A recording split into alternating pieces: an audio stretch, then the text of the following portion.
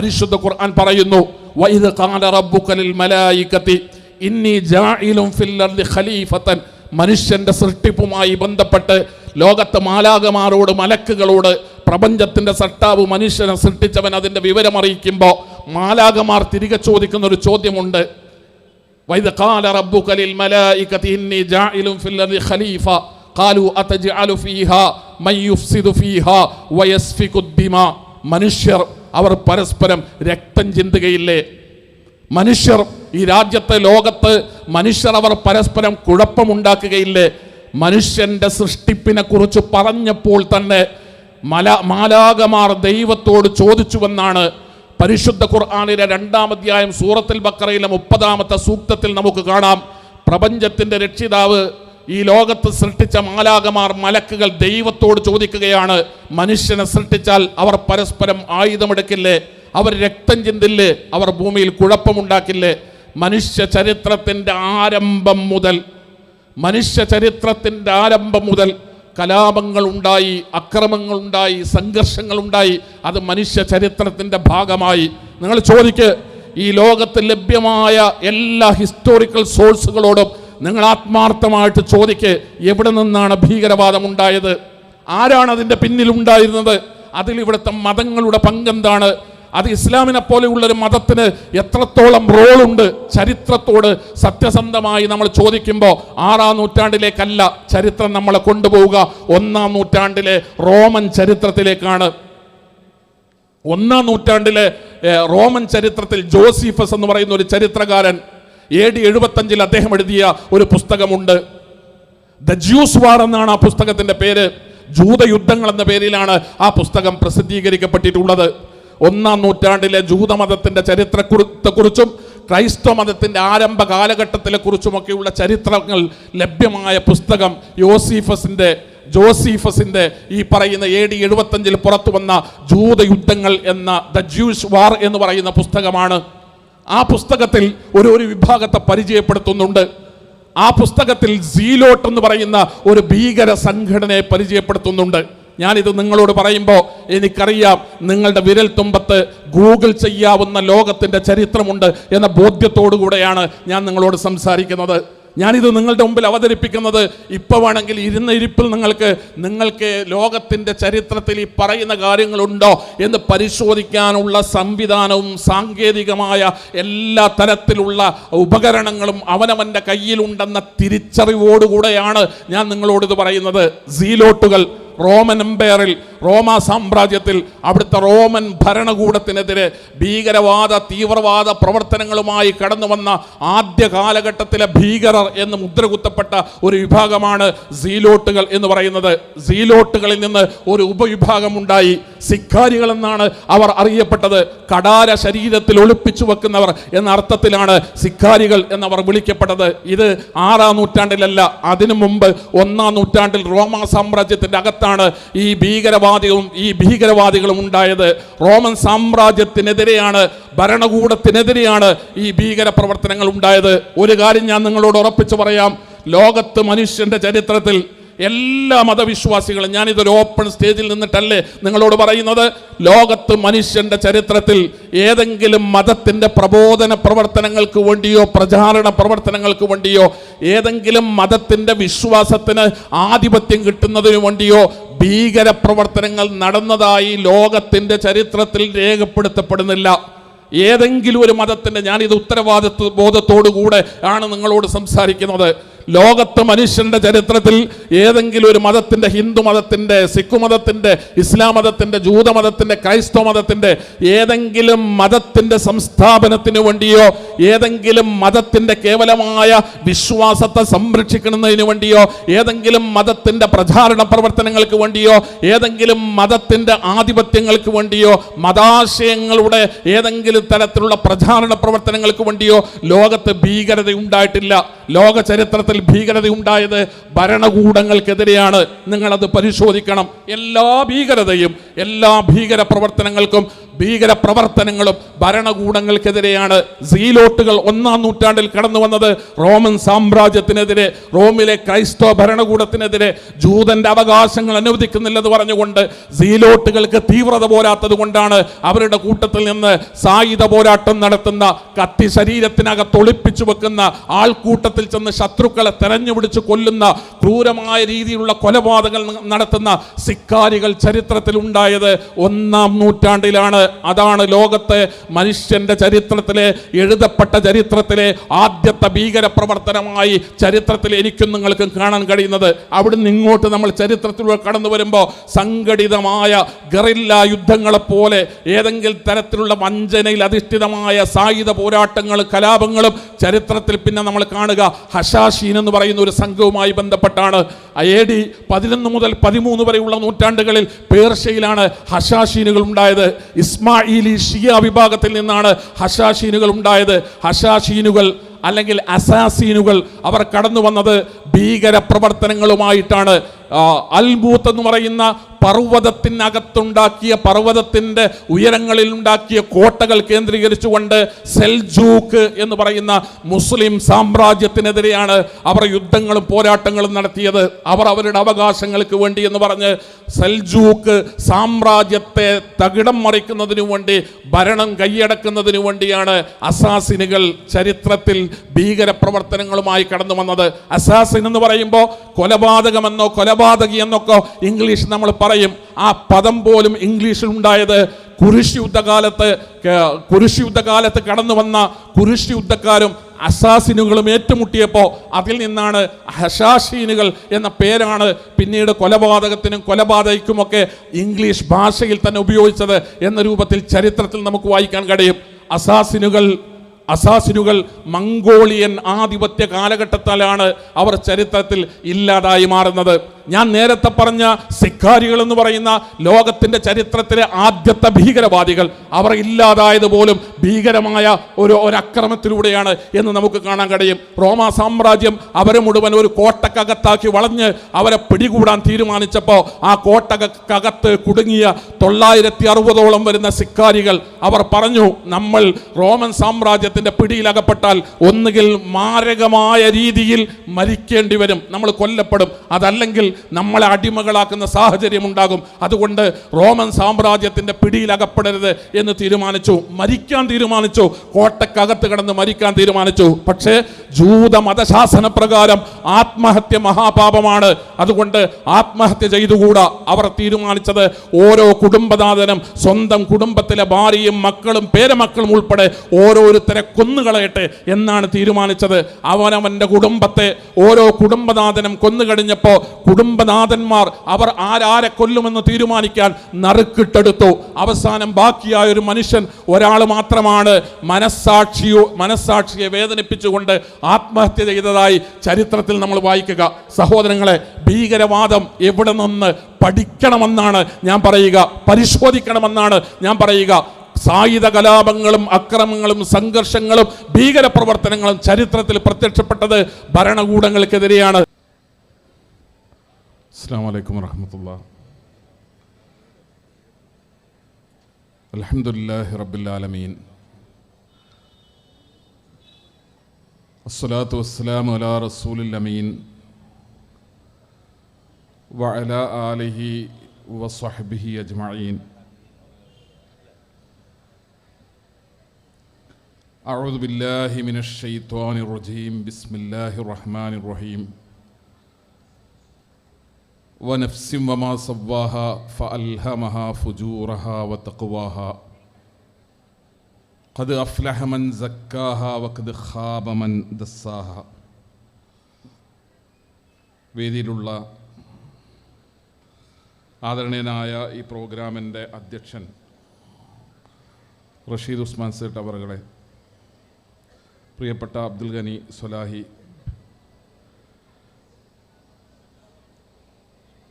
വേദിയിലുള്ള മജീദ് സാഹിബ് ഉൾപ്പെടെയുള്ള സംഘടനാ നേതാക്കളെ,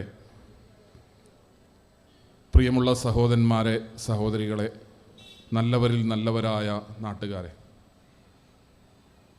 സർവശക്തനും കാരുണ്യവാനും ജഗന്നിയന്താവുമായ അള്ളാഹുവിൻ്റെ രക്ഷയും സമാധാനവും നമ്മുടെ മേൽ വർഷിക്കുമാറാകട്ടെ എന്ന് പ്രാർത്ഥിക്കുകയാണ്. കേരളത്തിലെ മുസ്ലിം സമുദായത്തിൻ്റെ ഇസ്ലാമിക പ്രബോധന പ്രവർത്തനങ്ങൾക്ക് പതിറ്റാണ്ടുകളായി നേതൃത്വം നൽകുന്ന മഹത്തായ പ്രസ്ഥാനമാണ് മുജാഹിദ് പ്രസ്ഥാനം. ഓരോ സന്ദർഭങ്ങളിലും കേരളത്തിലെ മുസ്ലിം സമുദായത്തിന് ദിശാബോധം നൽകാനും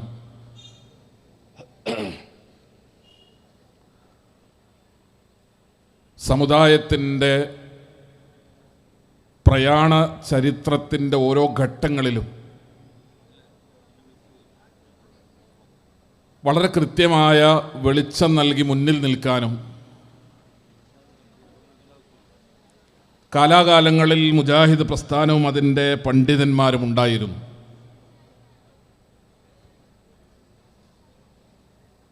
മതപരമായ കാര്യങ്ങളിൽ എന്ത് നിലപാടുകളാണ് സ്വീകരിക്കേണ്ടത് എന്ന ചോദ്യം വരുമ്പോൾ മൗലിക പ്രമാണങ്ങൾ അനുസരിച്ചുകൊണ്ട് വളരെ കൃത്യമായി അതിന് മാർഗദർശനം നൽകാൻ, സാമൂഹ്യമായ ഏതെങ്കിലും പ്രശ്നങ്ങൾ വരുമ്പോൾ എങ്ങനെയാണ് മുന്നോട്ട് പോകേണ്ടത് എന്ന ചോദ്യത്തിന് പ്രമാണബദ്ധമായ നിലപാടുകൾ പറഞ്ഞു കൊടുക്കാൻ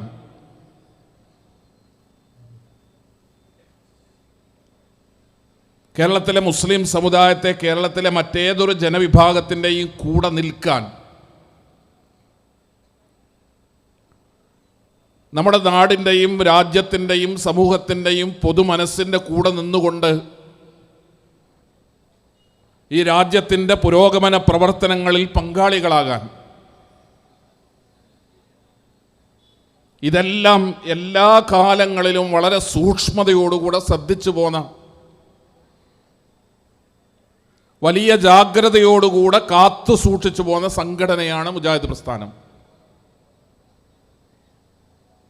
നമ്മൾ ഇന്നിവിടെ ഭീകരതയ്ക്കെതിരെ സമാധാന സാക്ഷ്യമെന്നൊരു തലക്കെട്ട് ഉയർത്തുന്നത് നമ്മൾ ഈ സമൂഹത്തോട് നിർവഹിക്കേണ്ടുന്ന വലിയൊരു ഉത്തരവാദിത്ത നിർവഹണം എന്ന നിലക്കാണ്.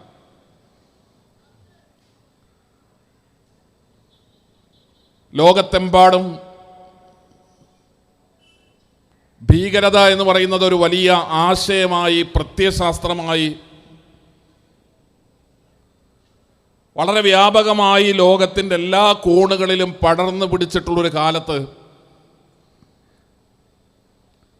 എല്ലാവരും ഒരേ സ്വരത്തിൽ പറയും, ഭീകരതയ്ക്ക്, അക്രമങ്ങൾക്ക്,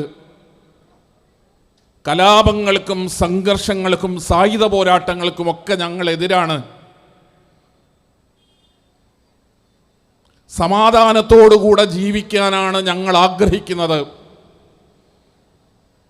ശാന്തമായ ഒരന്തരീക്ഷമാണ് ഇവിടെയൊക്കെ ഉണ്ടാകേണ്ടത്. പരസ്പരം ആക്രമിക്കുകയോ ഏറ്റുമുട്ടുകയോ ആയുധമെടുക്കുകയോ ചെയ്യുന്ന സാഹചര്യങ്ങൾ ഉണ്ടാകരുത്. ഇതൊക്കെ എല്ലാവരും പറയുമെങ്കിലും കലാപങ്ങളുടെയും സംഘർഷങ്ങളുടെയും അക്രമങ്ങളുടെയും യുദ്ധങ്ങളുടെയും ഭീകരപ്രവർത്തനങ്ങളുടെയും കാഴ്ചകളാണ് ലോകത്തിൻ്റെ വിവിധ ഭാഗങ്ങളിൽ നിന്ന് നിരന്തരമായി ചോരയൊലിപ്പിച്ചുകൊണ്ട് നമുക്ക് കാണാൻ കഴിയുന്നത്. പലപ്പോഴും ഭീകരത എന്ന് പറയുമ്പോൾ, ടെററിസം എന്ന് പറയുമ്പോൾ നമ്മുടെ നാട്ടിലെ മഹാഭൂരിപക്ഷം ആളുകൾക്ക് മതത്തോട് ചേർത്തി ചർച്ച ചെയ്യാനാണ് അതിനിഷ്ടമുള്ളത്. ഭീകരവാദമെന്ന് പറയുന്നത്, തീവ്രവാദമെന്ന് പറയുന്നത് അത് മതത്തിൽ നിന്നുണ്ടായതാണ് എന്നൊരു രീതിയിൽ ഭീകരവാദത്തെ ചിത്രീകരിക്കാനാണ്, സ്ഥാപിച്ചെടുക്കാനാണ് പലപ്പോഴും നമ്മുടെ നാട്ടിൽ ഇന്ന് ആളുകളൊക്കെ തയ്യാറാകാറുള്ളത്. സത്യത്തിൽ എന്താണ് ഭീകരവാദം എന്ന് നമ്മൾ പറയണം, പഠിക്കണം. എങ്ങനെയാണ് ലോകത്ത് ചരിത്രത്തിൽ ഭീകരത പ്രത്യക്ഷപ്പെട്ടത്?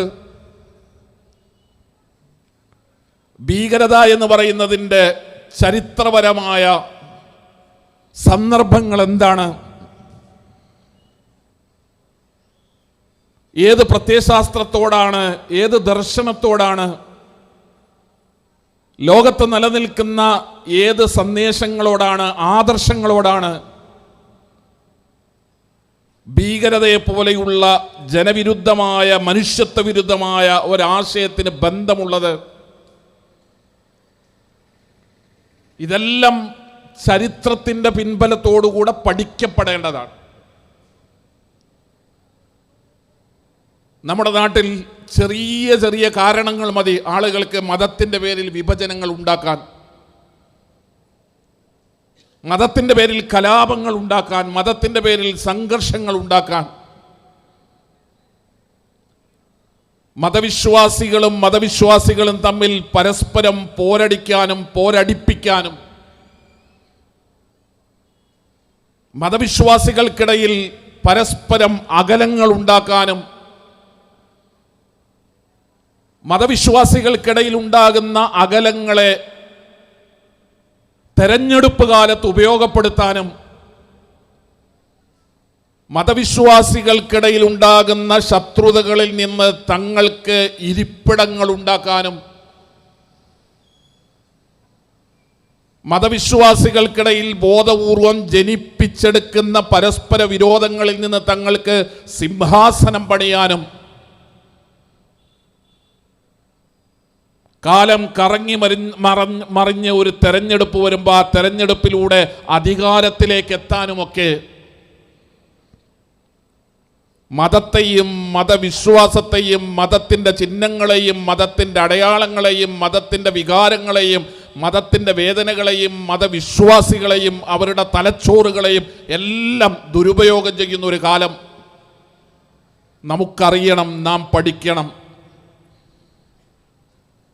ആരാണ് മനുഷ്യൻ്റെ മനസ്സിലേക്ക്, മനുഷ്യരുടെ തലച്ചോറിലേക്ക് ഭീകര ആശയങ്ങൾ കൊണ്ടുവരുന്നത്? ആരാണ് ഈ ലോകത്ത് മതവിശ്വാസിയോട് നിന്റെ മതത്തിൽപ്പെട്ടവരല്ലാത്തവരൊക്കെ നിന്റെ ശത്രുവാണ് എന്ന് ചൂണ്ടിക്കാണിക്കുന്നത്?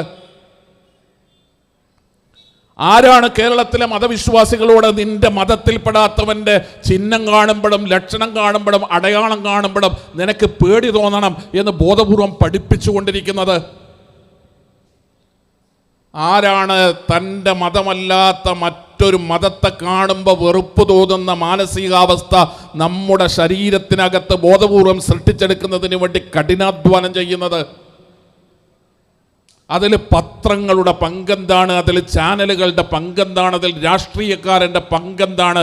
അതിൽ നമ്മുടെ നാട്ടിലെ മതങ്ങളുടെ പങ്കെന്താണ്? പണ്ഡിതന്മാരുടെ പങ്കെന്താണ്? സ്ഥാപനങ്ങളുടെ പങ്കെന്താണ്?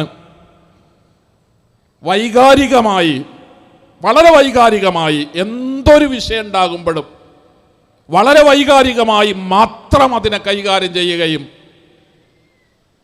നൂറ്റാണ്ടുകളായി തൻ്റെ തൊട്ടയൽപക്കത്ത് ജീവിക്കുന്ന ഒരുത്തനെ ആ സെക്കൻഡ് മുതൽ വെറുപ്പോടുകൂടെ നോക്കിക്കാണാൻ നമ്മളെ പ്രേരിപ്പിക്കുകയും ചെയ്യുന്ന ആളുകൾ. കേരളത്തിലെ മനുഷ്യർ തമ്മിലുള്ള ബന്ധങ്ങൾ 1-2 ദിവസങ്ങൾ കൊണ്ടുണ്ടായ ബന്ധങ്ങളല്ല. ഇന്ത്യ രാജ്യത്തെ മതവിശ്വാസികൾ തമ്മിലുള്ള പരസ്പരമുള്ള നല്ല ബന്ധങ്ങൾ ഏതെങ്കിലും ഒരു സുപ്രഭാതത്തിൽ യാദൃച്ഛികമായി ഉണ്ടായതല്ല. ഇന്ത്യ രാജ്യത്തിൻ്റെ മണ്ണിലേക്ക്, കേരളത്തിൻ്റെ മണ്ണിലേക്ക് വൈദേശിക ശക്തികൾ അല്ലെങ്കിൽ വിദേശ രാജ്യങ്ങളിൽ നിന്നുള്ള അധിനിവേശ ശക്തികൾ കടന്നു വരുമ്പോൾ, വിദേശ രാജ്യങ്ങളിൽ നിന്ന് വ്യത്യസ്ത മതവിശ്വാസങ്ങൾ കടന്നു വരുമ്പോൾ, വിദേശ രാജ്യങ്ങളിൽ നിന്ന് വ്യത്യസ്ത പ്രത്യയശാസ്ത്രങ്ങൾ കടന്നു വരുമ്പോൾ അതിനെല്ലാം വാതിലുകൾ തുറന്നുകൊടുത്ത് എല്ലാത്തിനെയും സ്വീകരിക്കാനുള്ള വിശാല മനസ്സ് കാണിച്ച ഒരു വലിയ ചരിത്രവും പാരമ്പര്യവുമുള്ള മണ്ണാണ് ഇന്ത്യ, കേരളം എന്നൊക്കെ പറയുന്നത്. അടുത്ത ഒരു തെരഞ്ഞെടുപ്പിൽ കേരളത്തെ ആര് ഭരിക്കണം, ഇന്ത്യയെ ആര് ഭരിക്കണം എന്ന ചെറിയ അജണ്ടകൾ വെച്ചിട്ട് ഇനിയൊരു തെരഞ്ഞെടുപ്പ് കഴിയുമ്പോൾ കേരളത്തിൻ്റെ മുഖ്യമന്ത്രി ആരാകണം, ഇന്ത്യയുടെ പ്രധാനമന്ത്രി ആരാകണം എന്ന ചെറിയ ലക്ഷ്യങ്ങൾ വെച്ചിട്ട് ഇന്ത്യ രാജ്യത്തെ മതവിശ്വാസികൾ നൂറ്റാണ്ടുകളായി പുലർത്തിപ്പോരുന്ന പരസ്പര ബന്ധങ്ങളെ തല്ലിപ്പൊളിക്കാനുള്ള ചില ആളുകളുടെ ബോധപൂർവമായ ഇടപെടലുകൾ അത് കേരളത്തിലെ മതവിശ്വാസികൾക്ക് മനസ്സിലായില്ലെങ്കിൽ, അത് കേരളത്തിലെ മതവിശ്വാസികൾ തിരിച്ചറിഞ്ഞില്ലെങ്കിൽ വലിയ അപകടങ്ങൾ ഉണ്ടാകും. ഞാൻ കൊച്ചിയിൽ നിന്ന് സംസാരിക്കുമ്പോൾ തട്ടത്തെക്കുറിച്ച് പറയാതെ ഈ വർത്തമാനം മുന്നോട്ട് പോകില്ല. യാദൃച്ഛികമാണത്. എന്തുകൊണ്ടാണ് അങ്ങനെ ഒരു വിവാദമുണ്ടാകുന്നത്? നമുക്കിടയിലുള്ള പരസ്പര ബന്ധങ്ങളെ ഇല്ലാതാക്കാൻ ഒരു മുഴം തുണി കൊണ്ട് സാധ്യമാണ് എന്ന് നമ്മൾ കേരളത്തോട് വിളിച്ചു പറയുകയാണോ? ഒരു പെൺകുട്ടിയുടെ തലയിൽ, ഏതോ ഒരു പെൺകുട്ടിയുടെ തലയിൽ ഒരു തട്ടമിട്ടാൽ തീരുന്ന ബന്ധങ്ങളെ, മുറിഞ്ഞു പോകുന്ന ബന്ധങ്ങളെ കേരളത്തിലുള്ളൂ എന്ന് പറയാനാണോ നമ്മൾ ശ്രമിക്കുന്നത്? എത്ര വിശാലമായ മനസ്സ് കാണിക്കുന്ന രാജ്യമാണ് നമ്മുടേത് നിങ്ങൾക്കറിയുമോ? ഇന്ത്യ രാജ്യത്തിൻ്റെ പട്ടാളത്തിൽ സിഖ് മതത്തിൽപ്പെട്ടവരുണ്ട്. സിഖ് മതക്കാരൻ ഇന്ത്യയിലെ ഒരു വലിയ ഭൂരിപക്ഷ മതത്തിൻ്റെ അനുയായി ആയതുകൊണ്ടല്ല അവരുടെ മതചിഹ്നങ്ങളെയും മതവിശ്വാസങ്ങളെയും നമ്മളൊക്കെ ഒരുപോലെ ആദരിക്കുന്നത്. ഇന്ത്യൻ പട്ടാളക്കാരനെ, ഇന്ത്യൻ ആർമിയെ നിരത്തി നിർത്തുമ്പോൾ 100 ആളുകളുണ്ടെങ്കിൽ അതിൽ 4 സിഖുകാരനുണ്ടെങ്കിൽ 100 പട്ടാളക്കാരൻ നിരന്ന് നിന്ന് യൂണിഫോം അണിഞ്ഞ് നിൽക്കുമ്പോൾ ആ 100 പട്ടാളക്കാരുടെ കൂട്ടത്തിൽ 4 സിഖുകാരൻ്റെ തലയിൽ അവൻ്റെ ടർബൻ ഉണ്ടാകും. അതവൻ്റെ മതവിശ്വാസത്തിൻ്റെ ഭാഗമാണ്. 4 സിഖുകാരൻ അവൻ്റെ താടി ഉണ്ടാകും. അതവൻ്റെ മതവിശ്വാസത്തിൻ്റെ ഭാഗമാണ്. ഇന്ത്യ എന്ന് പറയുന്ന മഹത്തായ രാജ്യം ഒരു കാലഘട്ടത്തിലും അവനോട് ഇന്ത്യൻ പട്ടാളത്തിൻ്റെ ഭാഗമാണ്, ഇന്ത്യ മതേതര രാജ്യമാണ്, ഈ രാജ്യത്തെ പൗരന്മാർക്ക് തുല്യനീതിയാണ്, തുല്യ പങ്കാളിത്തമാണ്, തുല്യ അവസരങ്ങളാണ്, ഒരുപോലെയാണ് ഈ രാജ്യം മുഴുവൻ ആളുകളെയും നോക്കിക്കാണുന്നത്. അതുകൊണ്ട് 4 ആൾക്ക് മാത്രം തലയിൽ തൊപ്പി എന്നത് ഞങ്ങൾക്ക് അംഗീകരിക്കാൻ കഴിയില്ല എന്ന് ഇന്ത്യ ഒരു കാലഘട്ടത്തിലും രാജ്യത്തെ സിഖ് പട്ടാളക്കാരനെ നോക്കി പറഞ്ഞിട്ടില്ല. സിഖ് പട്ടാളക്കാരൻ, നമ്മുടെ രാജ്യത്തിൻ്റെ ആർമിയിലുള്ള പട്ടാളത്തിലുള്ള സിഖുകാർ, ഈ രാജ്യത്തെ പട്ടാളക്കാർ മുഴുവൻ യുദ്ധ സന്ദർഭത്തിൽ അവരുടെ തലയിൽ ഹെൽമറ്റ് ധരിക്കുമ്പോൾ സിഖുകാരൻ്റെ തലയിൽ അത് ധരിക്കാൻ കഴിയില്ല. ഇന്ത്യൻ ആർമി ഒരു തീരുമാനമെടുത്തു. 12,700ഓളം വരുന്ന ഹെൽമറ്റുകൾ, ബാലിസ്റ്റിക് ഹെൽമറ്റുകൾ വാങ്ങാൻ തീരുമാനിച്ചു. ആ ബാലിസ്റ്റിക് ഹെൽമറ്റുകൾ എന്ന് പറയുന്നത് സിഖുകാർക്ക് അവരുടെ തൊപ്പി വെച്ചുകൊണ്ട് തന്നെ ആ തൊപ്പിക്ക് മുകളിൽ ഘടിപ്പിക്കാവുന്ന രൂപത്തിലാണ് ഹെൽമറ്റുകൾ വാങ്ങാൻ തീരുമാനിച്ചത്. പക്ഷെ സിഖ് സംഘടനകൾ പ്രതിഷേധവുമായി കടന്നു വന്നു. അവർ പറഞ്ഞു, ഇറ്റ് ഈസ് കവറിങ് അവർ റിലീജിയസ് ഐഡന്റിറ്റി. സുരക്ഷയ്ക്ക് വേണ്ടിയാണെങ്കിൽ പോലും, യുദ്ധരംഗത്താണെങ്കിൽ പോലും ഹെൽമറ്റ് ധരിക്കുന്നത് ഞങ്ങളുടെ മതപരമായ ഐഡന്റിറ്റിയെ മറച്ചുവെക്കലാണ്, ഞങ്ങളതിനെ താല്പര്യപ്പെടുന്നില്ല എന്ന് പറഞ്ഞപ്പോൾ ഇന്ത്യ രാജ്യത്തെ പട്ടാളത്തിലുള്ള സിഖുകാരൻ്റെ, ആർമിയുടെ ഭാഗമായ സിഖുകാരൻ്റെ ജീവനാണോ വിശ്വാസമാണോ വലുതെന്നൊരു ചോദ്യം രാജ്യത്തിൻ്റെ മുമ്പിലുണ്ടായപ്പോൾ രാജ്യം ഒരു തീരുമാനമെടുത്തു. രാജ്യമെടുത്ത തീരുമാനമെന്ന് പറയുന്നത് അദ്ദേഹത്തിൻ്റെ ജീവനേക്കാൾ വലുത് വിശ്വാസമാണെങ്കിൽ ആ വിശ്വാസത്തെ ഈ രാജ്യം മാനിക്കുന്നു എന്ന തീരുമാനമാണ് ഇന്ത്യയിലെ പട്ടാളക്കാരുമായി സിഖുകാരുമായി ബന്ധപ്പെട്ട് ഇന്ത്യ രാജ്യം തീരുമാനമെടുത്തത്. നമുക്കെങ്ങനെയാണ് ഒരു തട്ടം തടസ്സമായി മാറുന്നത്? നമുക്കെങ്ങനെയാണ് ഒരു തട്ടം കാണുമ്പോൾ വേദന തോന്നുന്നത്? നമുക്കെങ്ങനെയാണ് മതത്തിൻ്റെ അടിസ്ഥാനത്തിൽ വസ്ത്രത്തെ നോക്കി, വേഷത്തെ നോക്കി പരസ്പരം വിഭാഗീയത ഇത്ര പച്ചക്ക് ചിരിച്ചു പറയാൻ കഴിയുന്നത്? എൻ്റെ പ്രിയപ്പെട്ടവരെ, സഹോദരങ്ങളെ, നമുക്ക് ഈ രാജ്യത്ത് പരസ്പരം തുറന്ന് സംസാരിക്കാൻ കഴിയണം. ഇസ്ലാം എന്താണ് എന്ന് പറയണം ആളുകളോട്. ഇവിടുത്തെ ക്രൈസ്തവ സഹോദരങ്ങളോട്, ഹൈന്ദവ സഹോദരങ്ങളോട്, അമുസ്ലിം സഹോദരങ്ങളോട്, ഭൗതികവാദികളോട്, യുക്തിവാദികളോട് ഇസ്ലാം എന്താണ് എന്ന് പറയണം. നമ്മുടെ വിശ്വാസം എന്താണ്? ഖുർആൻ എന്താണ്? ആരാണ് ഈ മുഹമ്മദ് നബി എന്ന് പറയുന്നത്? എവിടെയാണ് പരിശുദ്ധ ഖുർആനിലോ മുഹമ്മദ് നബിയുടെ അധ്യാപനങ്ങളിലോ ഒരു മുസ്ലിം തൻ്റെ ജീവിതത്തിൽ കൊണ്ടു നടക്കുന്ന വിശ്വാസങ്ങളിലോ ഇവിടുത്തെ ക്രൈസ്തവരോടോ ഇവിടുത്തെ ഹിന്ദുക്കളോടോ വിവിധ മതവിഭാഗങ്ങളിൽപ്പെട്ടവരോടോ വിരോധമോ വെറുപ്പോ ശത്രുതയോ എതിർപ്പോ അകലമോ വിദ്വേഷമോ ഉണ്ടാക്കുന്ന ഏതെങ്കിലും തരത്തിലുള്ള ഒരക്ഷരം ആശയമുണ്ടോ എന്നല്ല ഞാൻ ചോദിക്കുന്നത്. ഇവിടുത്തെ അന്യമതവിഭാഗത്തോട് വിരോധമോ എതിർപ്പോ ശത്രുത ഉണ്ടാക്കുന്ന ഒരക്ഷരം ഇസ്ലാമിക അധ്യാപനങ്ങളുടെ ഏതെങ്കിലും ലേഖനങ്ങളുടെ ഏതെങ്കിലും വേദഗ്രന്ഥങ്ങളുടെ വരികൾക്കിടയിൽ എവിടെയെങ്കിലും ഒരക്ഷരം ചൂണ്ടിക്കാണിക്കാൻ സത്യസന്ധമായി ആർക്കെങ്കിലും സാധ്യമായാൽ ആരോപണങ്ങൾ ഉണ്ടാകും, വിമർശനങ്ങൾ ഉണ്ടാകും. സത്യസന്ധമായി ആർക്കെങ്കിലും ചൂണ്ടിക്കാണിക്കാൻ സാധിച്ചാൽ ഇവിടുത്തെ മുസ്ലിം സമുദായം ധൈര്യസമേതം ആ തെറ്റിനെ ഏറ്റെടുക്കാം, ഞങ്ങളത് സമ്മതിക്കാം. അവിടെയാണ് ഭീകരതയുടെ ചരിത്രം പരിശോധിക്കണം എന്ന് ഞാൻ പറയുക.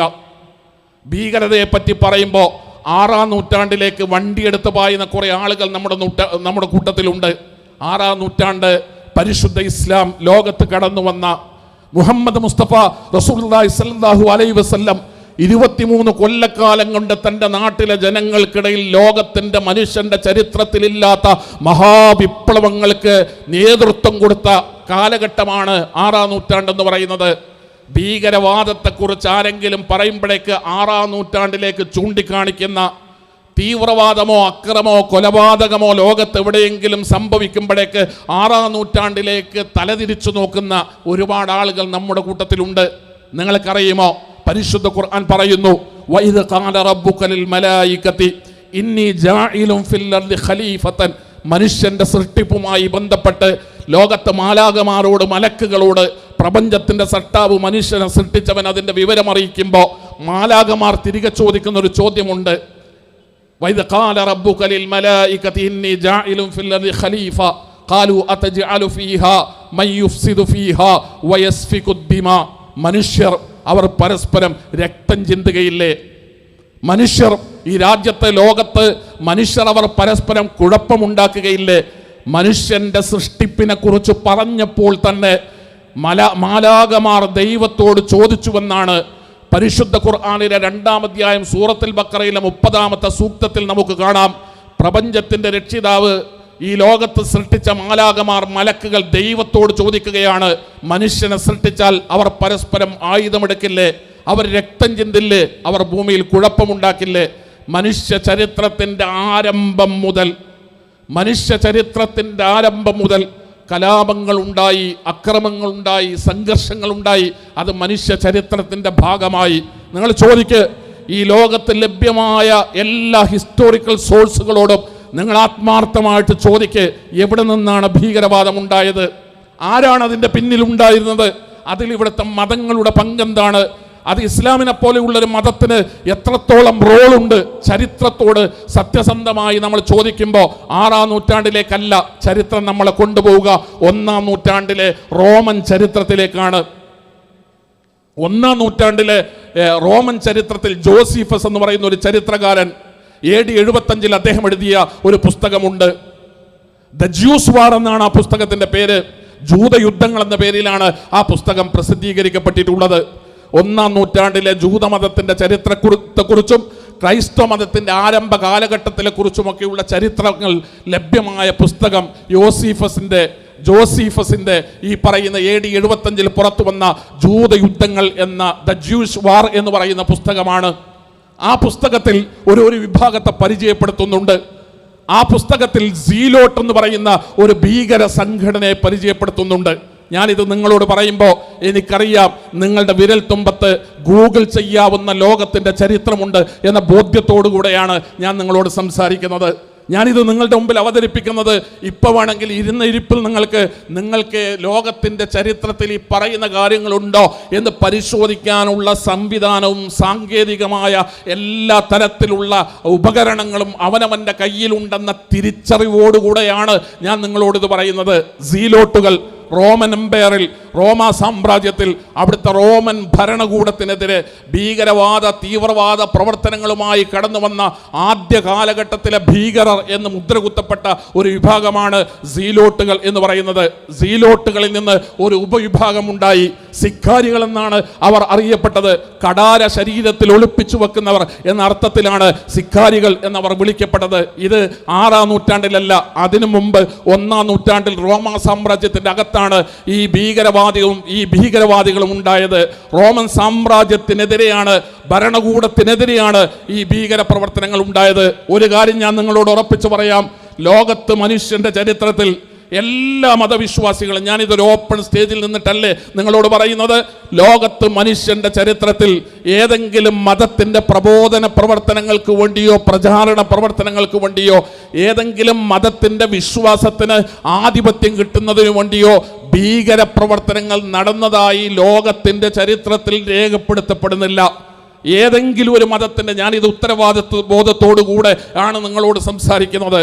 ലോകത്ത് മനുഷ്യന്റെ ചരിത്രത്തിൽ ഏതെങ്കിലും ഒരു മതത്തിന്റെ, ഹിന്ദു മതത്തിന്റെ, സിഖ് മതത്തിന്റെ, ഇസ്ലാം മതത്തിന്റെ, ജൂതമതത്തിന്റെ, ക്രൈസ്തവ മതത്തിന്റെ ഏതെങ്കിലും മതത്തിന്റെ സംസ്ഥാപനത്തിന് വേണ്ടിയോ ഏതെങ്കിലും മതത്തിന്റെ കേവലമായ വിശ്വാസത്തെ സംരക്ഷിക്കുന്നതിന് വേണ്ടിയോ ഏതെങ്കിലും മതത്തിന്റെ പ്രചാരണ പ്രവർത്തനങ്ങൾക്ക് വേണ്ടിയോ ഏതെങ്കിലും മതത്തിന്റെ ആധിപത്യങ്ങൾക്ക് വേണ്ടിയോ മതാശയങ്ങളുടെ ഏതെങ്കിലും തരത്തിലുള്ള പ്രചാരണ പ്രവർത്തനങ്ങൾക്ക് വേണ്ടിയോ ലോകത്ത് ഭീകരത ഉണ്ടായിട്ടില്ല.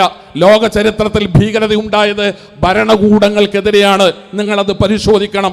എല്ലാ ഭീകരതയും എല്ലാ ഭീകര പ്രവർത്തനങ്ങൾക്കും ഭീകര പ്രവർത്തനങ്ങളും ഭരണകൂടങ്ങൾക്കെതിരെയാണ്.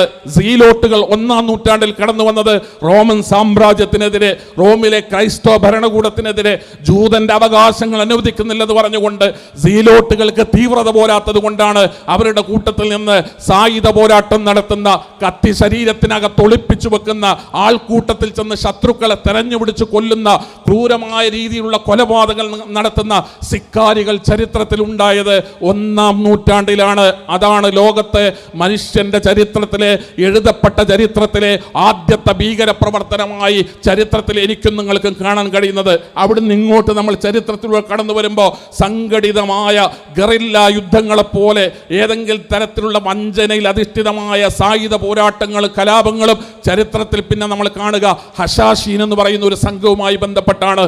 AD 11 മുതൽ 13 വരെയുള്ള നൂറ്റാണ്ടുകളിൽ പേർഷ്യയിലാണ് ഹഷാഷീനുകൾ ഉണ്ടായത്. ഇസ്മായിലി ഷിയ വിഭാഗത്തിൽ നിന്നാണ് ഹഷാഷീനുകൾ ഉണ്ടായത്. ഹഷാഷീനുകൾ അല്ലെങ്കിൽ അസാസീനുകൾ അവർ കടന്നു വന്നത് ഭീകര പ്രവർത്തനങ്ങളുമായിട്ടാണ്. അൽബൂത്ത് എന്ന് പറയുന്ന പർവ്വതത്തിനകത്തുണ്ടാക്കിയ, പർവ്വതത്തിൻ്റെ ഉയരങ്ങളിൽ ഉണ്ടാക്കിയ കോട്ടകൾ കേന്ദ്രീകരിച്ചുകൊണ്ട് സെൽജൂക്ക് എന്ന് പറയുന്ന മുസ്ലിം സാമ്രാജ്യത്തിനെതിരെയാണ് അവർ യുദ്ധങ്ങളും പോരാട്ടങ്ങളും നടത്തിയത്. അവർ അവരുടെ അവകാശങ്ങൾക്ക് വേണ്ടി എന്ന് പറഞ്ഞ് സെൽജൂക്ക് സാമ്രാജ്യത്തെ തകിടം മറിക്കുന്നതിനു വേണ്ടി, ഭരണം കൈയടക്കുന്നതിനു വേണ്ടിയാണ് അസാസിനുകൾ ചരിത്രത്തിൽ ഭീകര പ്രവർത്തനങ്ങളുമായി കടന്നു വന്നത്. അസാസിൻ എന്ന് പറയുമ്പോൾ കൊലപാതകമെന്നോ കൊലപാതകി എന്നൊക്കെ ഇംഗ്ലീഷ് നമ്മൾ പറയും. ആ പദം പോലും ഇംഗ്ലീഷിൽ ഉണ്ടായത് കുരിശ് യുദ്ധകാലത്ത് കടന്നു വന്ന കുരിശ് യുദ്ധക്കാരും അസാസിനുകളും ഏറ്റുമുട്ടിയപ്പോൾ അതിൽ നിന്നാണ് ഹഷാഷീനുകൾ എന്ന പേരാണ് പിന്നീട് കൊലപാതകത്തിനും കൊലപാതകയ്ക്കുമൊക്കെ ഇംഗ്ലീഷ് ഭാഷയിൽ തന്നെ ഉപയോഗിച്ചത് എന്ന രൂപത്തിൽ ചരിത്രത്തിൽ നമുക്ക് വായിക്കാൻ കഴിയും. അസാസിനുകൾ മംഗോളിയൻ ആധിപത്യ കാലഘട്ടത്തിലാണ് അവർ ചരിത്രത്തിൽ ഇല്ലാതായി മാറുന്നത്.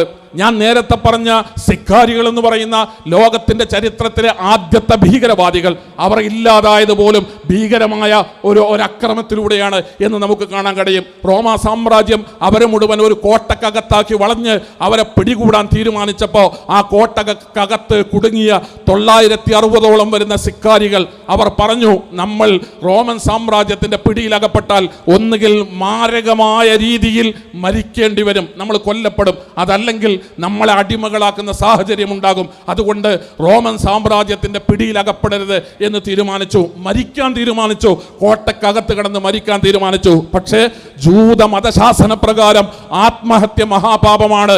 അതുകൊണ്ട് ആത്മഹത്യ ചെയ്തുകൂടാ. അവർ തീരുമാനിച്ചത് ഓരോ കുടുംബനാഥനും സ്വന്തം കുടുംബത്തിലെ ഭാര്യയും മക്കളും പേരമക്കളും ഉൾപ്പെടെ ഓരോരുത്തരെ കൊന്നുകളയട്ടെ എന്നാണ് തീരുമാനിച്ചത്. അവനവന്റെ കുടുംബത്തെ ഓരോ കുടുംബനാഥനും കൊന്നുകഴിഞ്ഞപ്പോൾ കുടുംബനാഥന്മാർ അവർ ആരാരെ കൊല്ലുമെന്ന് തീരുമാനിക്കാൻ നറുക്കിട്ടെടുത്തു. അവസാനം ബാക്കിയായ ഒരു മനുഷ്യൻ, ഒരാൾ മാത്രമാണ് മനസ്സാക്ഷിയെ വേദനിപ്പിച്ചുകൊണ്ട് ആത്മഹത്യ ചെയ്തതായി ചരിത്രത്തിൽ നമ്മൾ വായിക്കുക. സഹോദരങ്ങളെ, ഭീകരവാദം എവിടെ നിന്ന് പഠിക്കണമെന്നാണ് ഞാൻ പറയുക, പരിശോധിക്കണമെന്നാണ് ഞാൻ പറയുക. സായുധ കലാപങ്ങളും അക്രമങ്ങളും സംഘർഷങ്ങളും ഭീകര പ്രവർത്തനങ്ങളും ചരിത്രത്തിൽ പ്രത്യക്ഷപ്പെട്ടത് ഭരണകൂടങ്ങൾക്കെതിരെയാണ്. പിന്നീട് നമ്മൾ ചരിത്രത്തിൽ ഹസാസിനുകളെ കഴിയുമ്പോൾ ചരിത്രത്തിൽ നമ്മൾ പിന്നീട് കാണുക ഫ്രഞ്ച് വിപ്ലവവുമായി ബന്ധപ്പെട്ടാണ്. 1789 ഫ്രഞ്ച് വിപ്ലവം തുടങ്ങുന്നുണ്ട്.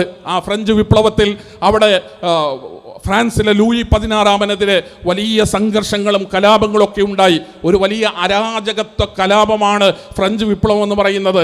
സാഹോദര്യത്തെക്കുറിച്ചും സ്വാതന്ത്ര്യത്തെക്കുറിച്ചും നീതിയെക്കുറിച്ചുമൊക്കെയുള്ള സന്ദേശങ്ങൾ ഫ്രഞ്ച് വിപ്ലവത്തിൽ നിന്നാണ് ലോകത്തിന് കിട്ടിയത് എന്ന് നമ്മൾ പറയുമ്പോഴും ആ ഫ്രഞ്ച് വിപ്ലവം ലോകത്തിന് നൽകിയ സംഭാവനകളുടെ കൂട്ടത്തിൽ ഈ പറയുന്ന ഭീകര പ്രവർത്തനങ്ങൾ കൂടി അതിൻ്റെ കൂടെ ഉണ്ടായിരുന്നു എന്ന് നമുക്ക് കാണാൻ കഴിയും. നിങ്ങൾക്കറിയില്ലേ, ലൂയി 16 എന്ന് പറയുന്ന ഭരണാധികാരി ഗില്ലറ്റിൻ ഉപയോഗിച്ച് കൊല്ലപ്പെടുകയാണ് ഉണ്ടായത്. അദ്ദേഹത്തിൻ്റെ ഭാര്യ ഗില്ലറ്റിൻ ഉപയോഗിച്ച് കൊല്ലപ്പെടുകയാണ് ഉണ്ടായത്. മാരകമായ ഒരു ഇരുതല മൂർച്ചയുള്ള കത്തി ചങ്കിലേക്ക് കുത്തി ചോര വലിച്ചെടുത്ത് സെക്കൻഡുകൾ കൊണ്ട് മനുഷ്യനെ കൊല്ലുന്ന ആയുധത്തിൻ്റെ പേരാണ് ഗില്ലറ്റിൻ എന്ന് പറയുന്നത്. എത്രയും പെട്ടെന്ന് ഒരാളെ കൊല്ലുന്നതിന് വേണ്ടി കണ്ടുപിടിക്കപ്പെട്ട ആയുധമായിരുന്നു അത്രേ ഗില്ലറ്റിൻ. ആ ഗില്ലറ്റിൻ ഉപയോഗിച്ച് ആയിരക്കണക്കിന് പതിനായിരക്കണക്കിന് മനുഷ്യരാണ് ഫ്രഞ്ച് വിപ്ലവവുമായി ബന്ധപ്പെട്ട് ചരിത്രത്തിൽ ജീവൻ നഷ്ടപ്പെടേണ്ടി വന്നത് എന്ന് നമുക്ക് കാണാൻ കഴിയും. ആ ഫ്രഞ്ച് വിപ്ലവത്തിന് നേതൃത്വം കൊടുത്തവർ അവർ ഒരു ക്ലബ് ഉണ്ടാക്കി, ജേക്കബിൻസ് ക്ലബ്ബ് എന്നാണ് അതിന് പേരുണ്ടായത്. ഭരണകൂടത്തിനെതിരെ വിപ്ലവം നടത്തി ആ ഭരണകൂടത്തെ മറിച്ചിട്ടു. ലൂയി 16 കൊന്നുകളഞ്ഞു. അധികാരം ഈ ജേക്കബിൻ ക്ലബിന്റെ കയ്യിലേക്ക് എത്തി. അവിടെ ചരിത്രത്തിൽ നമ്മൾ ഒരു മാറ്റം കാണുന്നുണ്ട്. ചരിത്രത്തിൽ അന്നുവരെ എല്ലാ ഭീകരവാദ പ്രവർത്തനങ്ങളും ഭരണകൂടങ്ങൾക്കെതിരായിരുന്നു. ജേക്കബിൻ ക്ലബ്ബും അതിൻ്റെ ഭാഗമായി ഭരണകൂടത്തിനെതിരെ ഭീകര പ്രവർത്തനങ്ങൾ നടത്തിയവരാണ്. പക്ഷേ ഭരണകൂടത്തിനെതിരെ നടത്തിയ ഭീകര പ്രവർത്തനം വിജയം കണ്ടു. ഭരണകൂടം താഴെ വീണു. ജേക്കബിൻ ക്ലബിൻ്റെ ലക്ഷക്കണക്കിന് അനുയായികൾ ഉണ്ടായിരുന്ന ജേക്കബിൻ ക്ലബിൻ്റെ കയ്യിലേക്ക് ഫ്രാൻസിൻ്റെ ആധിപത്യവും അധികാരവും കൈവന്നു. പക്ഷേ അവർ അവരുടെ ഭീകരതയെ കൈവിട്ടില്ല. ഫ്രാൻസിൽ പിന്നീട് നമ്മൾ കാണുന്നത് കൊടിയ പട്ടിണിയാണ്. ഫ്രാൻസിൽ പിന്നീട് നമ്മൾ കാണുന്നത് തൊഴിലില്ലായ്മയാണ്. പരസ്പര വിശ്വാസമില്ലാത്ത അരാജകത്വം എങ്ങും പടർന്നു വളർന്ന ഫ്രാൻസിൽ നിരവധി കൊലപാതകങ്ങൾ ഉണ്ടായി, കൂട്ടക്കൊലപാതകങ്ങൾ ഉണ്ടായി. ഫ്രഞ്ച് ഭരണകൂടം ഭരണാധികാരം ഏറ്റെടുത്ത ജേക്കബിൻ ക്ലബിൻ്റെ നേതാക്കളാണ്, ഭരണാധികാരികളാണ് ഭരണകൂട ഭീകരതയുടെ ഭാഗമായി സ്വന്തം രാജ്യത്തെ പൗരന്മാരെ കൊന്നുകളഞ്ഞത്.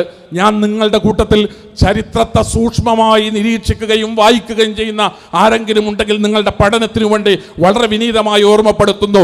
അന്നുവരെ മനുഷ്യന്റെ ചരിത്രത്തിൽ ഭരണകൂടങ്ങൾക്കെതിരെ ഭീകരപ്രവർത്തനങ്ങൾ ഉണ്ടായെങ്കിൽ ഫ്രഞ്ച് വിപ്ലവത്തോടുകൂടെ ഭരണകൂടം തന്നെ ഭീകരതയെ സ്വയം എടുത്തണിഞ്ഞ് തങ്ങളുടെ നാട്ടിലെ പ്രജകളെ കീഴടക്കാനും നിശബ്ദരാക്കാനുമുള്ള ആയുധമായി ഭീകരതയെ ഉപയോഗപ്പെടുത്തുന്ന ഒരു ചരിത്രം 1879 ഫ്രഞ്ച് വിപ്ലവത്തോടുകൂടെ ആരംഭിച്ചു എന്നാണ് ലോകത്തെ മനുഷ്യന്റെ ചരിത്രം നമ്മളെ പഠിപ്പിക്കുന്നത്. അവിടെ നിന്നിങ്ങോട്ട് ഭരണകൂടങ്ങൾക്കെതിരെയും ഭീകരതയുണ്ടായി, ഭരണകൂടങ്ങളുടെ ഭാഗത്തു നിന്നും ഭീകരതയുണ്ടായി. നമുക്ക് കാണാം ബോൾഷെവിക് വിപ്ലവം 1917 റഷ്യയിൽ സർ ചക്രവർത്തിമാർക്കെതിരെ ബോൾഷെവിക് വിപ്ലവം ഉണ്ടായി. റെഡ് ടെറർ എന്നാണ് പറയുക. കമ്മ്യൂണിസം എന്ന് പറയുന്നത്, മാർക്സിസം എന്ന് പറയുന്നത് ഒരു ദർശനമായി ലോകത്ത് കടന്നു വരുന്നു. അതിന് ആധിപത്യം ഉണ്ടാകുന്നു. ചുവപ്പ് ഭീകരത എന്നാണ് ലെനിന്റെ ഭരണകൂടവുമായി ബന്ധപ്പെട്ട് റെഡ് ടെറർ എന്നാണ് ചരിത്രത്തിൽ നമ്മൾ അതിനെ വായിക്കുക. ലെനിന്റെ കാലഘട്ടത്തിൽ തന്നെ 10,000-കണക്കിന് ആളുകൾ കൊല്ലപ്പെടുന്ന സാഹചര്യം ഉണ്ടായി. അത് കഴിഞ്ഞ് 1933 ആകുമ്പോൾ ജോസഫ് സ്റ്റാലിന്റെ കയ്യിലേക്ക് അധികാരം പോകുന്നുണ്ട്. ജോസഫ് സ്റ്റാലിൻ 1933 മുതൽ പിന്നീട് 1936 മുതൽ 1953 വരെ സ്റ്റാലിൻ മരിക്കുന്നത് വരെ ലക്ഷക്കണക്കിന് ആളുകളാണ് റഷ്യയിൽ കൊല്ലപ്പെട്ടത്. ഭരണകൂട ഭീകരത നിറഞ്ഞാടിയ ചരിത്രമാണ് റഷ്യയിൽ നിന്ന് നമുക്ക് കേൾക്കാൻ കഴിയുക.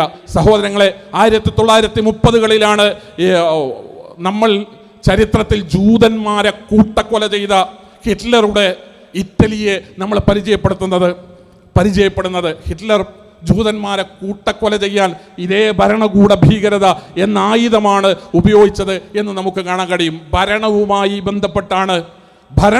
ബന്ധപ്പെട്ടാണ് അവിടെയൊക്കെ അതിന് മതത്തെ കൂട്ടുപിടിച്ചിട്ടുണ്ട്. ജൂതനെ കൊല്ലുമ്പോൾ ക്രൈസ്തവ മതത്തെ കൂട്ടുപിടിച്ചിട്ടുണ്ട്. ജൂതനെ ഇല്ലാതാക്കുന്നതിനു വേണ്ടി ക്രൈസ്തവ മതത്തിൻ്റെ പേരും പറഞ്ഞിട്ടാണ് ജൂതന്മാരെ ക്രൂരമായി വേട്ടയാടുന്ന പ്രവർത്തനം അന്ന് ഹിറ്റ്ലറുടെ ഭാഗത്തുനിന്നുണ്ടായത്. സ്വന്തം നാട്ടിൽ ജൂതന്മാർ ക്രൂരമായി വേട്ടയാടപ്പെട്ടപ്പോൾ ലോകത്തിൻ്റെ പല ഭാഗങ്ങളിലേക്കും തെന്നിത്തെറിച്ചും ചിന്നിച്ചെറിയും ജീവിക്കുന്ന ആ ഒരു സാഹചര്യം ജൂതന്മാർക്കുണ്ടായി. ലോകത്തിൻ്റെ പല ഭാഗങ്ങളിലേക്കും ജൂതന്മാർ പലായനം ചെയ്തപ്പോൾ അവർ കേരളത്തിലേക്കും വന്നു, അവർ കൊച്ചിയിലും വന്നു. നമുക്കും ഇവിടെ ജൂ സ്ട്രീറ്റ് ഉണ്ടായി. ജൂതന്മാർ നമ്മുടെ അയൽവാസികളായി ഇവിടെ താമസിച്ചു. ആ ജൂതന്മാരിൽ പലരും പിന്നീട് തിരിച്ചുപോയത് ഹിറ്റ്ലറുടെ നാട്ടിലേക്കോ മറ്റേതെങ്കിലും രാജ്യത്തേക്കോ ആയിരുന്നില്ല. ആ ജൂതന്മാർ പിന്നീട് തിരിച്ചു പോകുന്നത് ഫലസ്തീനിലേക്കായിരുന്നു. 1948 ആകുമ്പോൾ ഫലസ്തീനിലേക്ക് ജൂതന്മാർ ലോകത്തിന്റെ പല ഭാഗങ്ങളിൽ നിന്ന് കുടിയേറിപ്പാർത്ത് അവിടെ ജൂതരാഷ്ട്രമുണ്ടാകുന്നു. 1920കളിലും 1930കളിലുമൊക്കെ ലോകത്തിന്റെ പല ഭാഗങ്ങളിൽ നിന്നും ജൂതന്മാരുടെ പലായനമുണ്ടായി. ആ പലായനത്തിന് മതവുമായല്ല ബന്ധമുള്ളത്, രാഷ്ട്രീയവുമായാണ് ബന്ധമുള്ളത്. ആ പലായനത്തിന് മതവുമായല്ല ബന്ധമുള്ളത്, ഭരണകൂടങ്ങളുമായാണ് ബന്ധമുള്ളത്.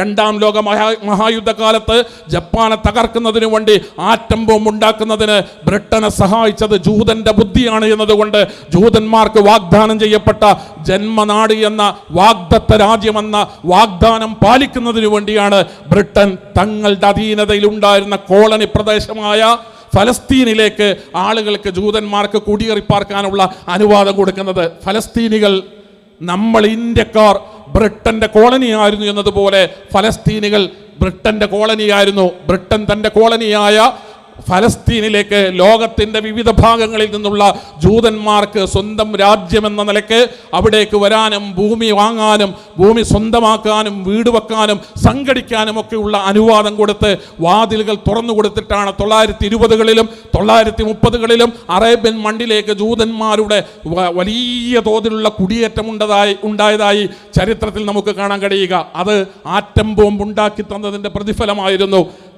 ജപ്പാന്റെ നഗരങ്ങളായ ഹിരോഷിമയും നാഗസാക്കിയും സെക്കൻഡുകളെ കൊണ്ട് തകർക്കുന്നതിന് ആൽബർട്ട് ഐൻസ്റ്റീൻ എന്ന് പറയുന്ന ജൂതപണ്ഡിതന്റെ തലച്ചോറിൽ നിന്ന് ആറ്റം ബോംബ് ഉണ്ടായപ്പോൾ ആറ്റം ബോംബ് കണ്ടുപിടിച്ചു തന്നതിൻ്റെ പ്രതിഫലം എന്ന നിലക്കാണ് അവർക്ക് ജൂതരാഷ്ട്രം എന്നുള്ള ആശയം വരുന്നതും അത് ഫലസ്തീനിൽ നൽകപ്പെടുന്നതുമായി ചരിത്രത്തിൽ നമുക്ക് കാണാൻ കഴിയുക. 1948 മുതൽ അതുമായി ബന്ധപ്പെട്ട കലാപങ്ങളും സംഘർഷങ്ങളും ഞാൻ ഈ സംസാരിക്കുന്ന സെക്കൻഡിലും ഒരുപക്ഷെ ഈ പ്രോഗ്രാമിന്റെ പ്രേരണയ്ക്ക് പിന്നിൽ പോലും ആ സംഘർഷങ്ങൾ, അന്നത്തെ ബ്രിട്ടന്റെ നിലപാടും അവിടുത്തെ രാഷ്ട്രീയവുമുണ്ട് എന്ന് പറയാൻ സാന്ദർഭികമായി നിങ്ങൾ ഓർമ്മപ്പെടുത്താൻ ഞാൻ ആഗ്രഹിക്കുകയാണ്.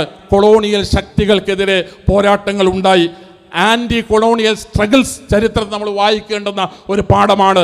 ഭീകരത പിന്നീട് പ്രത്യക്ഷപ്പെടുന്നത് ഈ കോളനികൾക്കെതിരെയാണ്. ബ്രിട്ടന്റെ കോളനി ഇന്ത്യ കോളനിയാണെന്നതുപോലെ ഫലസ്തീൻ കോളനിയാണെന്നതുപോലെ അയർലൻഡ് എന്ന് പറയുന്ന ഒരു കോളനി കൂടി, ബ്രിട്ടന് ഒരുപാട് കോളനികളുടെ കൂട്ടത്തിൽ അയർലൻഡും ബ്രിട്ടന്റെ കോളനിയായിരുന്നു.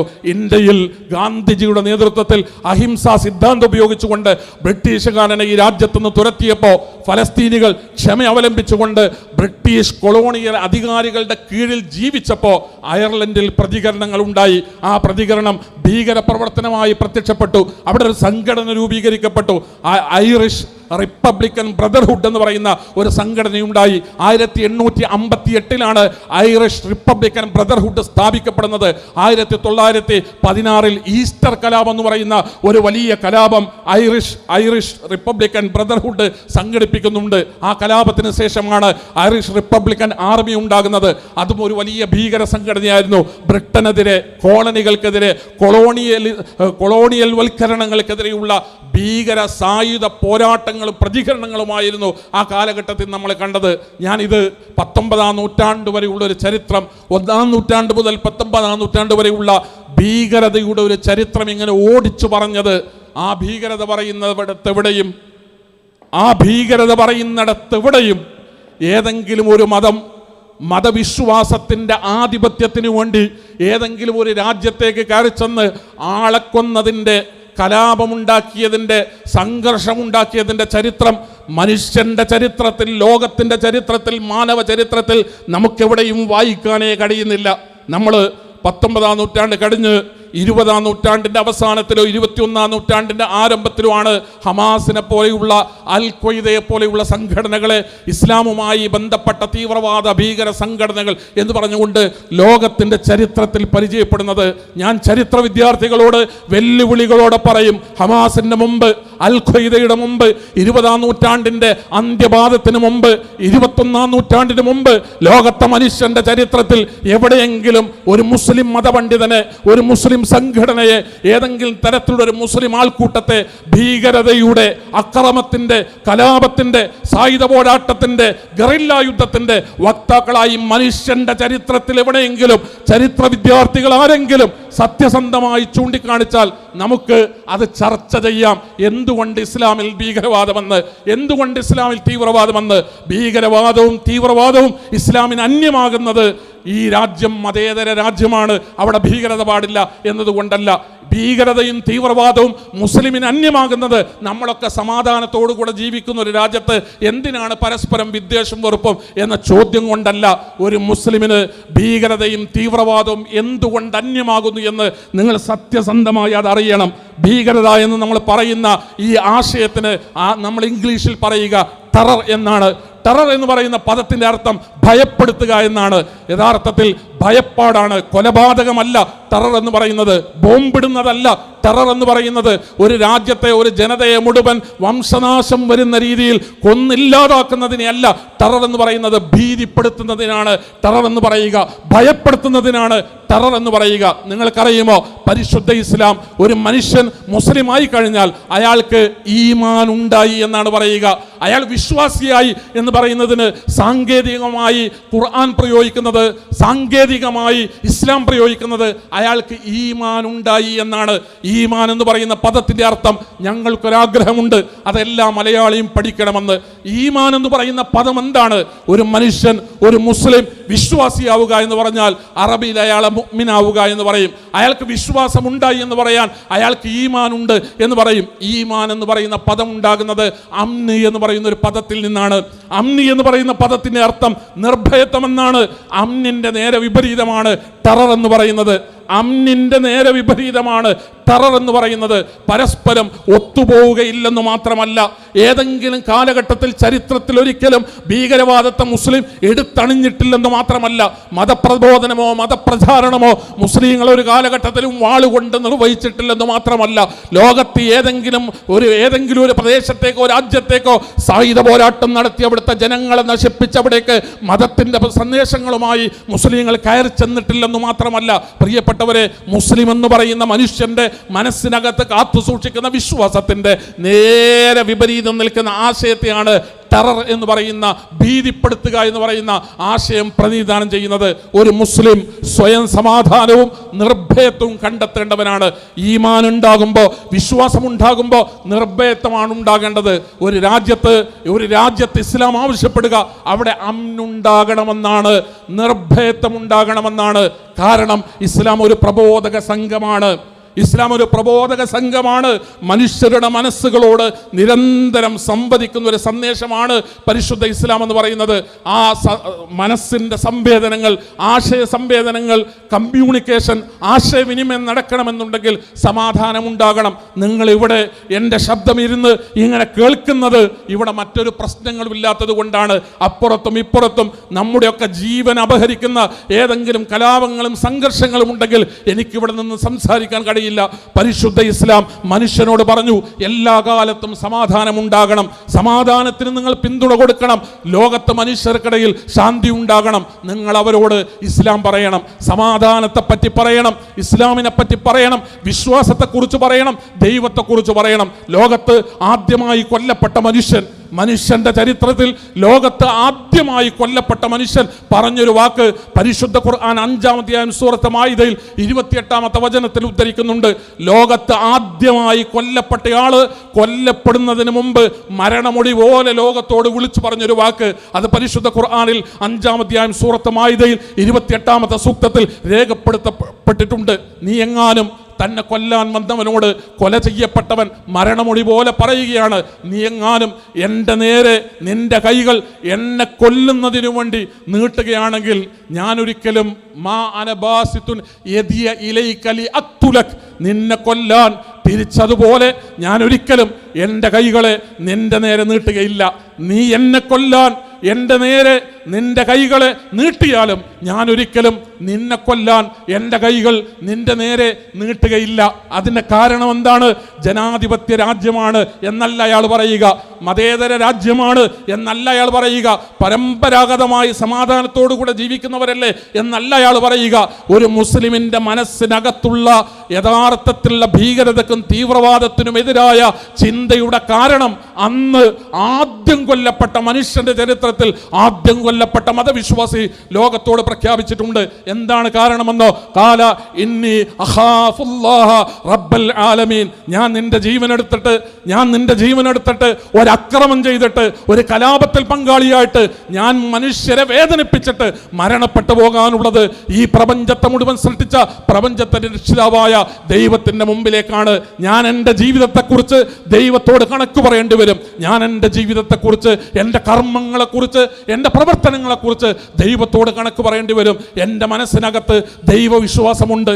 എൻ്റെ മനസ്സിനകത്ത് പ്രപഞ്ചത്തെ സംരക്ഷിക്കുന്ന സൃഷ്ടിച്ച ദൈവത്തെക്കുറിച്ചുള്ള കൃത്യമായ ബോധമുണ്ട്. എൻ്റെ ജീവൻ ദൈവം തന്നതാണ്, നിന്റെ ജീവനും ദൈവം തന്നതാണ്. നിന്റെ ജീവൻ എടുക്കാൻ ദൈവം എനിക്ക് അനുവാദം തന്നിട്ടില്ല. അതുകൊണ്ട് നീ എന്നെ കൊന്നാലും, നീ എന്നെ കൊല്ലാൻ വേണ്ടി വന്നാലും ഞാൻ ഒരിക്കലും നിന്നെ കൊല്ലില്ല. നിന്നെ കൊല്ലാൻ ഞാൻ ഒരിക്കലും തീരുമാനിക്കുക പോലുമില്ല. കാരണം ഇന്നി അഖാഫുല്ലാ, ഞാൻ ഈ പ്രപഞ്ചത്തിന്റെ ദൈവത്തെ ഭയപ്പെടുന്നവനാണ്. എനിക്ക് ഭയമുണ്ടെങ്കിൽ, പേടിയുണ്ടെങ്കിൽ ഈ ലോകത്ത് ഒരു മനുഷ്യനെയും പേടിയില്ല. ഈ ലോകത്തെ ഒരു തരത്തിലുള്ള പ്രചാരവേലകളെയും പേടിയില്ല. ഈ ലോകത്ത് കടന്നു വരുന്ന ഒരു തരത്തിലുള്ള സായുധ സംഘത്തെയും എനിക്ക് പേടിയില്ല. ഞാൻ പേടിക്കുന്നത് ഇന്നി അഖാഫുല്ലാഹ റബ്ബൽ ആലമീൻ. എനിക്കൊരിക്കലേ മരണമുണ്ടാകൂ. എൻ്റെ എത്ര വലിയ ശത്രു ഏതെല്ലാം ആയുധം കൊണ്ട് കടന്നു വന്നാലും ഒരു തവണ മാത്രമേ എന്നെ കൊല്ലാൻ കഴിയൂ. പക്ഷേ ഞാൻ തിരികെ ആയുധം പ്രയോഗിച്ചാൽ മരണാനന്തരം എനിക്ക് എൻ്റെ ദൈവത്തിൻ്റെ മുമ്പിൽ ചെന്നിട്ട് നീ എന്തിനാണ് നിന്റെ സഹോദരനെ കൊന്നത് എന്ന ചോദ്യത്തിന് ഉത്തരം പറയേണ്ടി വരും. അതൊരിക്കലും ഞാൻ ആഗ്രഹിക്കുന്നില്ല. നീ എന്നെ കൊന്നാലും ഞാൻ നിന്നെ കൊല്ലില്ല എന്ന പ്രഖ്യാപനമാണ് ലോകത്ത് ആദ്യം കൊല്ലപ്പെട്ടവന്റെ മരണമുടി എന്ന് പറയുന്നത്. അയാൾ അതിന് കാരണം പറയുന്നത് ഞാൻ ദൈവത്തെ ഭയപ്പെടുന്നുവെന്നാണ്. സഹോദരങ്ങളെ, ഒരല്പസമയം കൂടി നിങ്ങൾ എനിക്ക് അനുവദിക്കണം. ലോകത്തൊരു മനുഷ്യന്, ജനിച്ചു വീണ ഏതൊരു മനുഷ്യനും മരണമുണ്ട് എന്ന് നമ്മൾ സമ്മതിക്കും. നമ്മൾ ഈ ജീവിക്കുന്ന ആളുകൾ കുറച്ചു പേര് ക്രൈസ്തവരായി, കുറച്ചു പേര് മുസ്ലിങ്ങളായി, വേറെ കുറെ ആളുകൾ ഹിന്ദുക്കളായി, വേറെ വേറെ മതങ്ങളിൽ, അക്കൂട്ടത്തിൽ തന്നെ നിരീശ്വരവാദികൾ, ഭൗതികവാദികൾ, യുക്തിവാദികൾ, എല്ലാമുള്ള ഒരു ലോകത്തും രാജ്യത്തും നാട്ടിലും കാലത്തുമാണ് ഞാനും നിങ്ങളും ജീവിക്കുന്നത്. മരിച്ചു പോകുന്നതിന് മുമ്പ് നമ്മളൊക്കെ ക്രിസ്ത്യാനിയും ഹിന്ദുവും മുസ്ലിമും ഭൗതികവാദിയും യുക്തിവാദിയും നിരീശ്വരവാദിയും മരിച്ചു പോകുന്നതിന് മുമ്പ് ഈ ലോകത്തുള്ള മനുഷ്യനോട് മുസ്ലിം ഒരു കാര്യം പറയും. മരണത്തിന് മുമ്പ് ചിന്തിക്കേണ്ടുന്ന ഒരു കാര്യം, മരിക്കുന്നതിന് മുമ്പ് തലച്ചോറിൽ കയറേണ്ടുന്ന ഒരു കാര്യം, തർക്കവും വിദ്വേഷവും വെറുപ്പും അതിൻ്റെ ആയുസ് എത്രയാണ് നിങ്ങൾ പരിശോധിക്ക്. എനിക്കൊരു ക്രിസ്ത്യാനിക്കെതിരെ മുസ്ലിങ്ങളെ വിളിച്ചു കൂട്ടിയിട്ട് ക്രിസ്ത്യാനികൾക്കെതിരെ വെറുപ്പുണ്ടാക്കിയിട്ട് എൻ്റെ ആയുസ് എത്രയാണ്? ഞാൻ വെറുപ്പുണ്ടാക്കി കൊടുത്തവൻ്റെ ആയുസ് എത്രയാണ്? തലക്ക് നന്നായൊന്ന് വേദന വന്ന് പടഞ്ഞു വീണാൽ തീരുന്ന ജീവൻ വച്ചിട്ടാണ് ക്രിസ്ത്യാനിയെ വെറുക്കണേ എന്ന് ഞാൻ ആവശ്യപ്പെടുന്നത്.